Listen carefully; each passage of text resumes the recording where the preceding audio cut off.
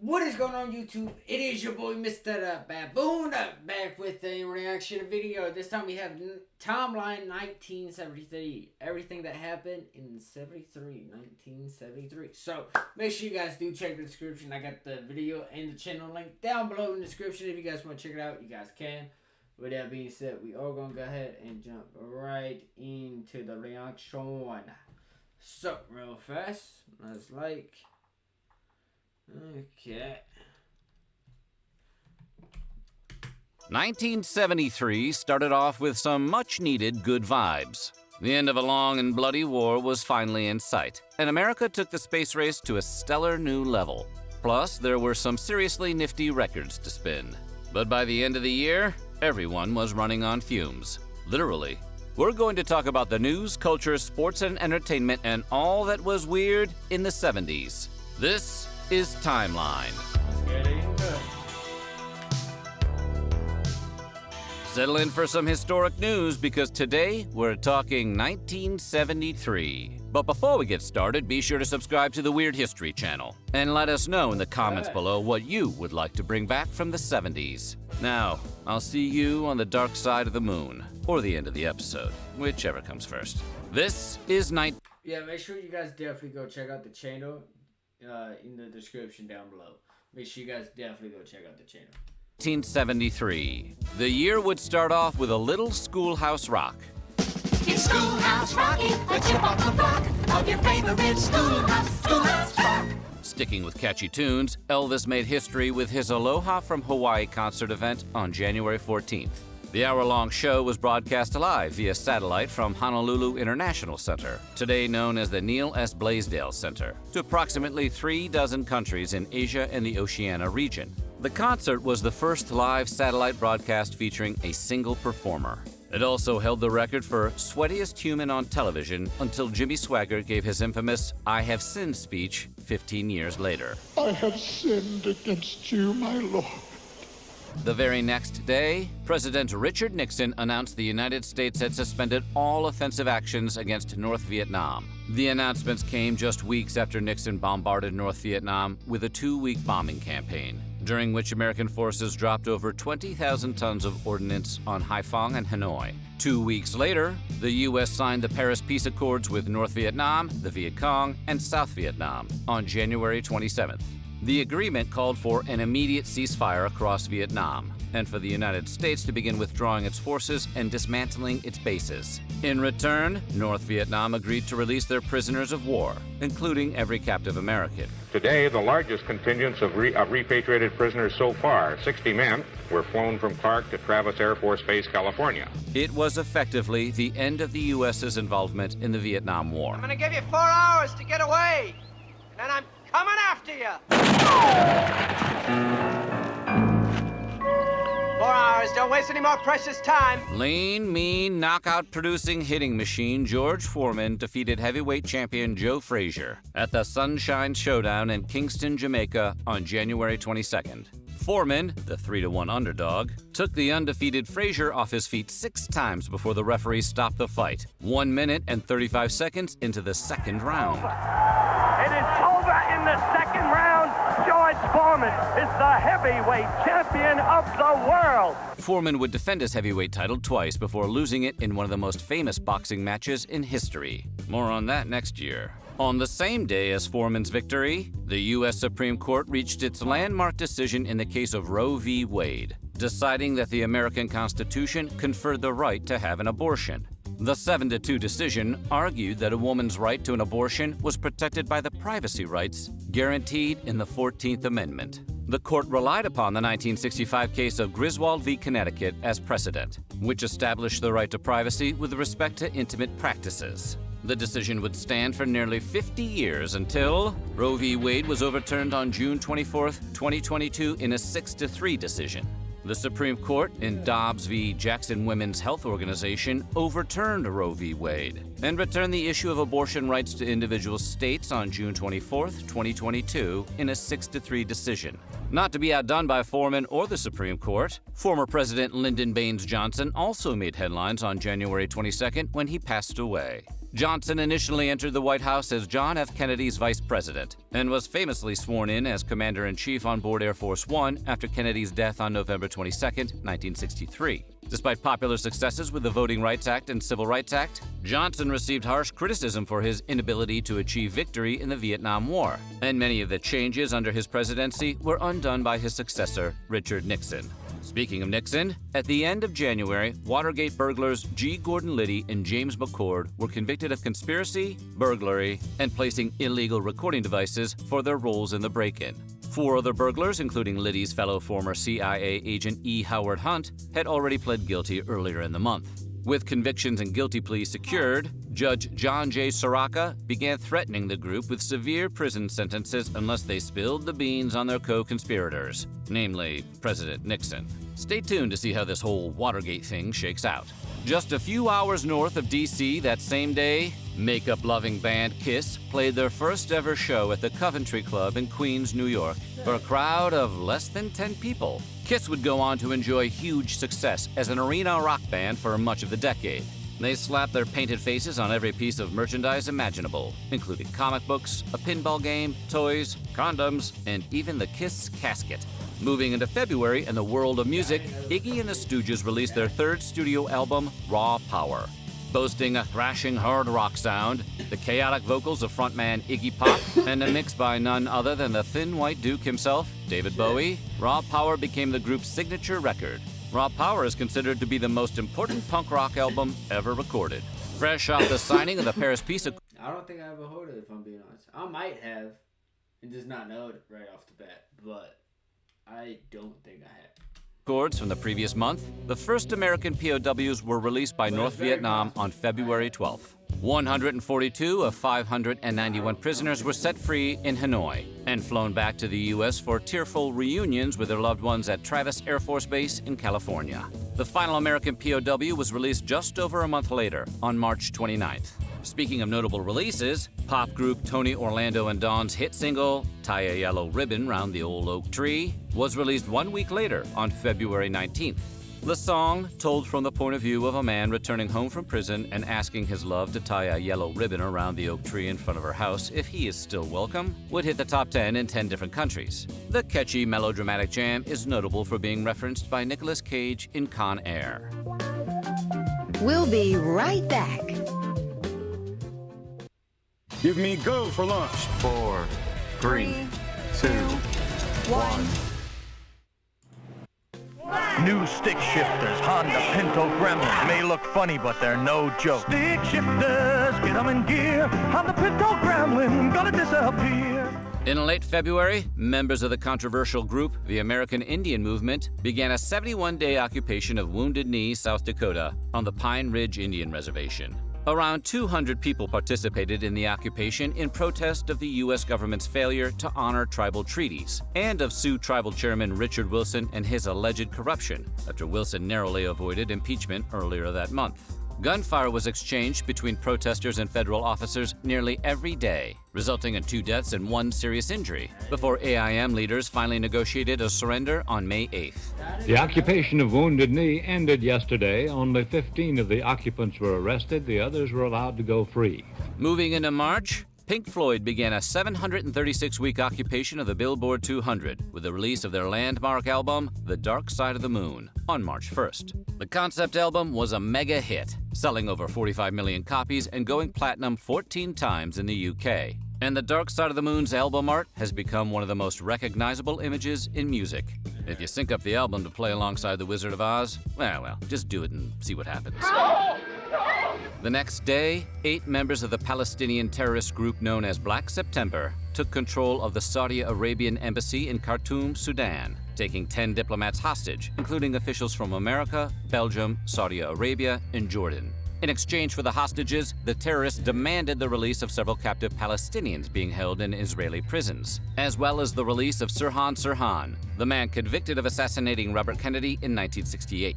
Tragically, the terrorists ended 3 of the hostages after negotiations stalled, before ultimately surrendering to Sudanese authorities 3 days later.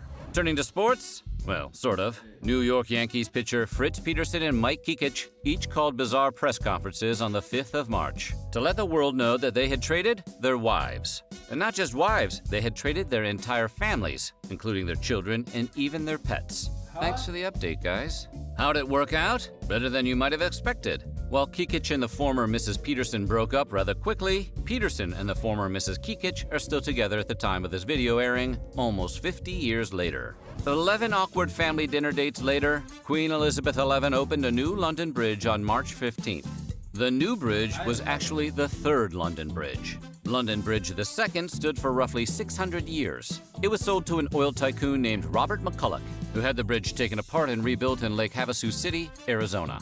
A popular rumor suggested that McCulloch purchased the old London Bridge by mistake, thinking he was actually buying the way groovier Tower Bridge. But the tycoon denied this until his dying day, 4 years later. Over in Hollywood, Marlon Brando refused to accept his Best Actor Oscar for his role as Don Vito Corleone in The Godfather on March 27th. Native American actress Maria Louise Cruz, also known as Sacheen Littlefeather, spoke on the actor's behalf, reading a statement written by Brando explaining that he was declining the award in protest of the portrayal of Native Americans in film. And he has asked me to tell you in a very long speech, which I cannot share with you presently because of time. Brando was the second actor to refuse an Oscar in as many years. George C. Scott had declined to accept his Best Actor award for his role as Patton in 1971 because he objected to the idea of a ceremony that pitted actors against each other. Good point, George. Heading into April, a notable first. The first mobile phone call was made by Motorola employee Martin Cooper on the 3rd. Cooper made the call on a shoebox-sized prototype that weighed 2.5 pounds. Who did he call? A rival employee at AT&T, who was busy working on his own prototype. Can you hear me now? Because that dunk was deafening. The next day, we head to New York City, where the World Trade Center opened its doors to become the world's tallest building at the time. The Twin Towers took the top spot from the previous record holder. Another famous New York City landmark, the Empire State Building. Although the World Trade Center would only briefly hold the record before losing the title to the Sears Tower the following year, we were really into the tall building race in the 70s. Hollywood still found the time to throw King Kong off the Twin Towers in the 1976 remake. Apparently, that's how they test skyscrapers in New York City. Speaking of high art, the massively influential avant-garde painter Pablo Picasso packed away his mortal easel on April 8th. Picasso was a co-founder of the Cubist movement, an abstract art style found in many of his most famous works, including this 1937 masterpiece. The master and his wife were in the middle of dinner with friends when he collapsed, succumbing to heart failure at the age of 91.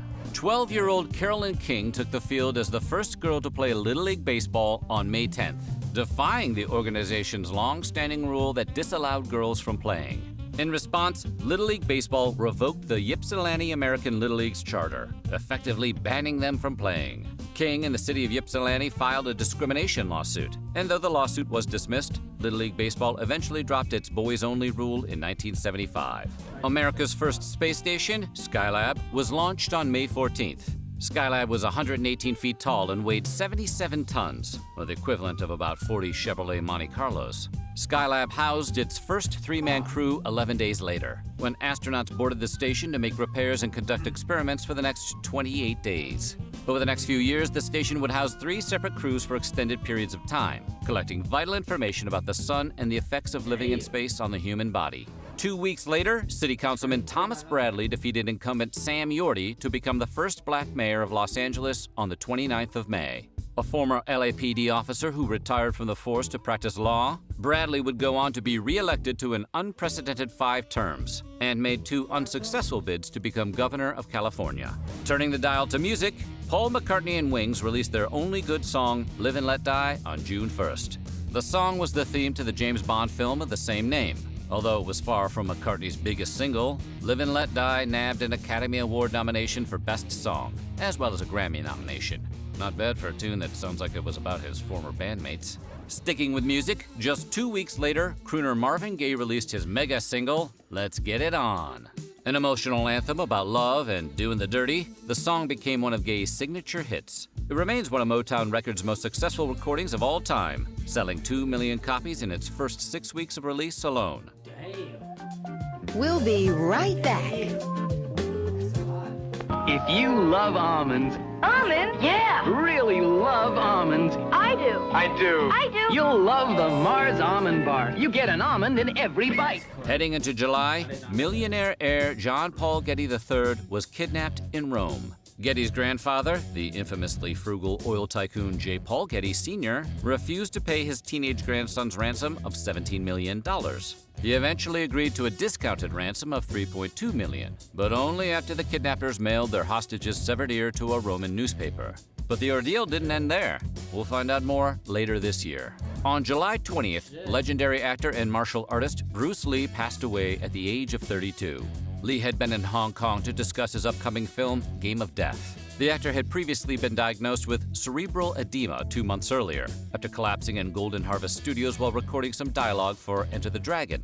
The cause of Lee's death has been the subject of intense speculation, blaming everything from a gangland assassination to an evil curse. The curse theory would gain more momentum 30 years later, when Lee's son Brandon was fatally shot in a freak accident while filming the action movie The Crow. Moving into August, musician Stevie Wonder fell into a coma after suffering a head injury in a serious car accident on the 6th of August. The singer was being driven to a radio station by his cousin to promote his latest album, when their car crashed into the back of a flatbed truck. Wonder remained in a coma for 4 days. He even temporarily lost his sense of smell, which, come on, universe, don't do that to Stevie.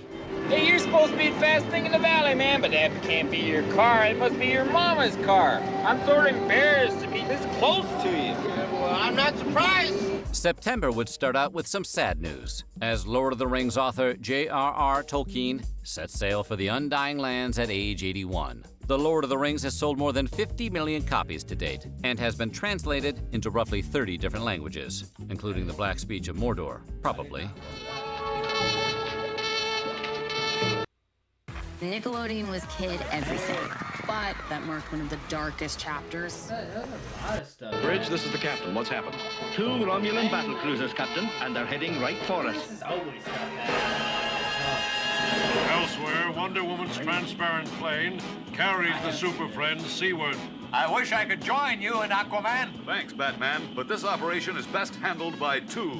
Buffalo Bills star running back O.J. Simpson slashed his way down the field for a record-breaking 250 yards on September 16th in the Bills' 31-13 win over the New England Patriots. The Heisman Trophy winner narrowly beat the league record of 247, set by Willie Ellison 2 years earlier. Simpson would finish out the year as the first player to rush for over 2,000 yards in a season. He went on to be inducted into the NFL Hall of Fame in 1985. And found some success as an actor, until, well, you know.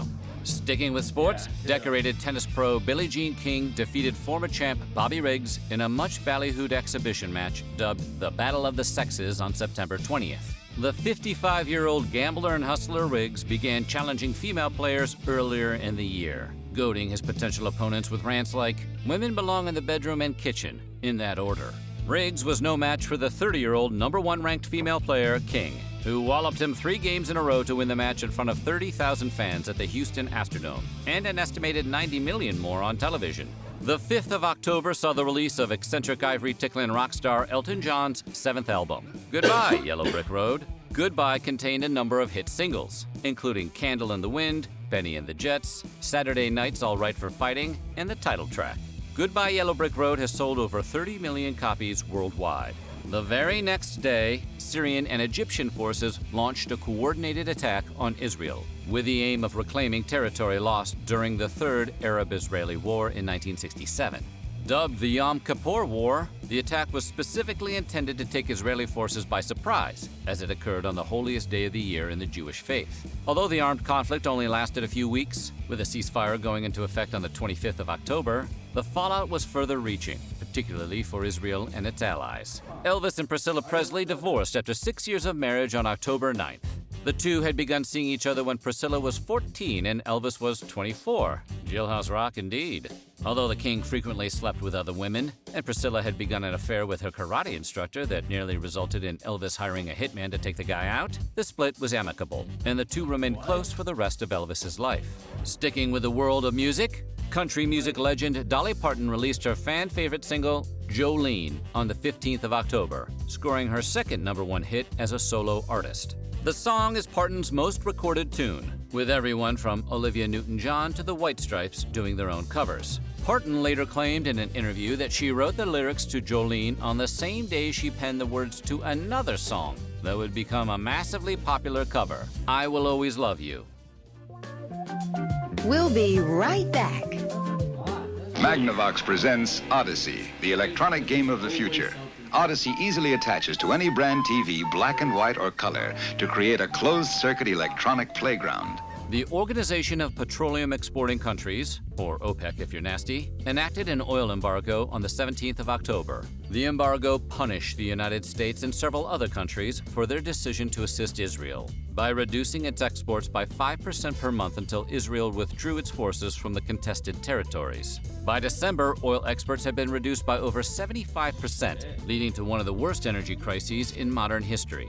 Gas rationing in the U.S. saw high prices and long lines that sometimes stretched for miles. President Nixon asked filling stations to refrain from selling gasoline on Saturday nights or Sundays. In some cases, cars would be restricted to buying gas on odd or even numbered days, depending on which type of number was the last digit of their license plate. And in the UK, people were encouraged to only heat a single room of their homes during the winter. On the topic of Nixon, Tricky Dick ousted Special Prosecutor Archibald Cox and accepted the resignations of Attorney General Elliot Richardson and Deputy Attorney General William Ruckelshaus on October 20th. The culling became unofficially known as the Saturday Night Massacre, as Nixon cleaned house at the Justice Department in a desperate attempt to conceal his involvement in the Watergate scandal. But it didn't quite pan out for the embattled commander-in-chief. The public was outraged by Nixon's behavior, and 21 members of Congress began calling for his impeachment. Hey, Fish! Who loves you, baby? You're beautiful. Moving into November, beloved comedian David Stringbean Aikman and his wife Estelle were gunned down by burglars in their Nashville, Tennessee home on the 10th. Aikman was a popular fixture at Nashville's Grand Ole Opry, as well as a main cast member on Hee Haw. The murderers, cousins Marvin and John Brown, had heard Aikman kept large amounts of cash on hand, so they broke into his cabin and waited for him to return home, ambushing him and Estelle as they walked through the door. The Browns each received 2 life sentences, and while Marvin died in prison, John Brown would eventually be paroled after serving 41 years in 2014. Nixon delivered his infamous quotes to a crowd of journalists at Walt Disney World in Orlando, Florida on November 17th, saying the infamous, "People have got to know whether or not their president's a crook. Well, I'm not a crook. I've earned everything I've got." Your attention, please. We will soon be landing at Westworld, the ultimate resort. Each resort is maintained by reliable computer technology. Abducted Getty heir John Paul Getty III was finally freed by his captors on December 15th. The kidnappers dropped Paul off on the side of a stretch of road in the middle of a downpour. Getty never fully recovered from the incident. He developed a serious drug addiction that resulted in a tragic overdose in 1981, which left him paralyzed and unable to speak. He passed away at age 54 in 2011. Must have left my wallet in my room. Don't hand me into that crap. You better have the money or it's gonna be all around Chicago that you're welched. You won't be able to get a game of jacks.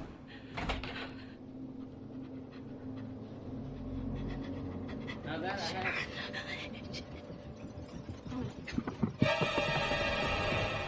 And that's how 1973 came to a close, with a sting and a hiss of pea soup.